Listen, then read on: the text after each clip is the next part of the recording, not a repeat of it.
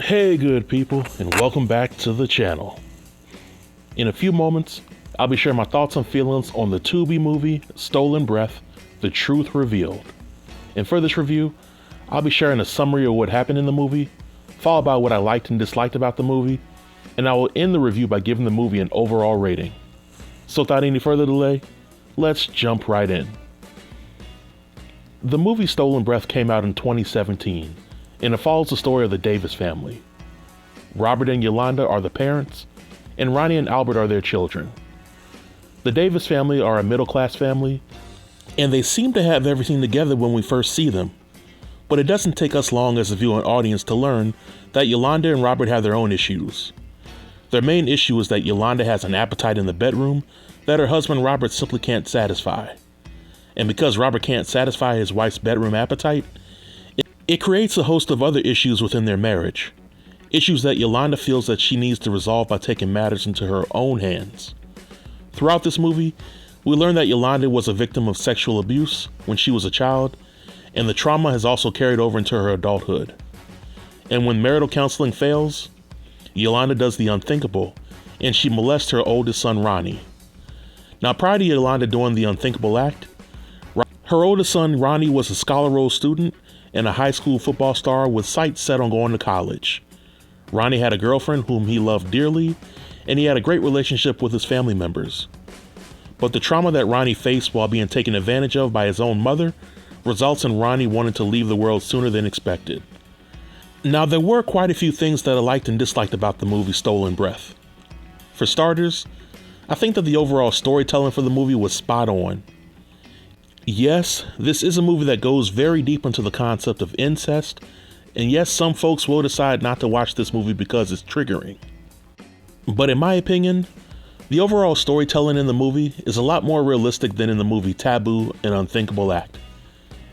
And I think the movie hit the nail on the head when bringing up the concept of intergenerational trauma due to Yolanda being a victim of abuse. And to me, this is important because it can help folks understand why some people do the despicable things that they do to their loved ones. I also appreciated how the storytelling for each of the main characters was fleshed out. Each of the main family members had their own time to shine, and they allowed the audience to understand their point of view on the issues at hand. And while we're still on the topic of storytelling, I also appreciated how the movie showed the viewing audience how young boys could be victims of sexual abuse at the hands of women. Oftentimes in our society, there is this notion that boys can't be molested by women simply because boys want in on the action, which is far from the truth. And I think that if the general public really knew how common it was for boys to be molested by women, the matter would be taken more seriously. Now, outside of the storytelling, I'll also acknowledge that I appreciated the acting performances in the movie. Yes, it is a movie on Tubi, but in my opinion, the acting performances are leaps and bounds better than your average Tubi movie. So while I truly wanted to give this movie a perfect rating, there were a number of things that I did not care for. For starters, the musical score for this movie reminded me of music that you would hear from your 90s kids TV show. It was really the only thing in the movie that seemed out of place from a sensory perspective. I think that the events which led Yolanda to want to target Ronnie should have been explored a little deeper. In the movie, we see Ronnie catch Yolanda looking at some Pornhub. Then Yolanda goes into Ronnie's room, tries to talk to him about it, wrestles with him, and she sees that he has a hard-on. And a few weeks later, Yolanda goes in for the kill. But I wish there had been a little more grooming from Yolanda so that the actions could have seemed a little bit more realistic. A third issue that I had with the movie was the pacing. The runtime for Stolen Breath was a little over 2 hours long, which is not a long time for a movie as long as the story is cohesive and the movie is entertaining. But there were some subplots going on, like Ronnie's girlfriend seeing Yolanda talking to another man in public, as well as Yolanda being extorted by an anonymous person, which could have been cut out from the movie, and it would have made the world a difference. I think the biggest issue that I had for the movie was its ending, because that's where the story falls apart for me. Towards the ending, Robert learns about Yolanda and Ronnie's relationship, and at that point, Yolanda wanted to kill herself, and she tries to use her gun to do it.